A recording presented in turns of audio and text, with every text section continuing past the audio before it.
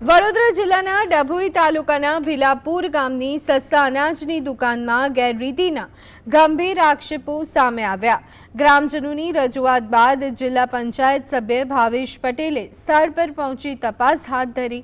લાભાર્થીઓને પાવતી આપ્યા વગર અનાજ વિતરણ કલાકો સુધી રાહ જોવડાવી અને વજન પ્રક્રિયામાં અનિયમિતતા હોવાના આક્ષેપ કરવામાં આવ્યા।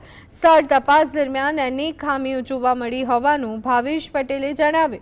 તેમણે નિષ્પક્ષ તપાસની માંગ સાથે દોષિતો સામે કડક કાર્યવાહી કરવાની ચેતવણી આપી છે।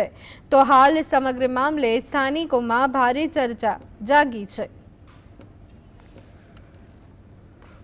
એક સ્લીપ અમે જોઈ રહ્યા છે, આપણા વિડીયોમાં પણ છે કે એ સ્લીપ 11:36 એક સ્લીપ આપવામાં આવી છે, પરંતુ તે પૈસાની સ્લીપ છે કે આ પૈસાથી આ વસ્તુ મળે, પણ જે ફ્રીમાં ઘઉં ને ચોખા મળે છે એની સ્લીપ આપવામાં નથી આવતી।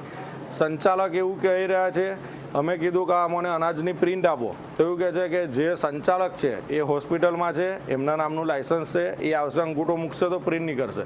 તો હું ખરેખર ડભોઈ તાલુકામાં સંચાલકો વગર અનાજ વિતરણ થઈ રહ્યું છે। અનાજ આપી દો એટલે આપી દીધું તું 10-12 જણને, અને એને અત્યારે લાઈટ આવી એટલે અમે પાછું આપીએ છીએ પાવતી।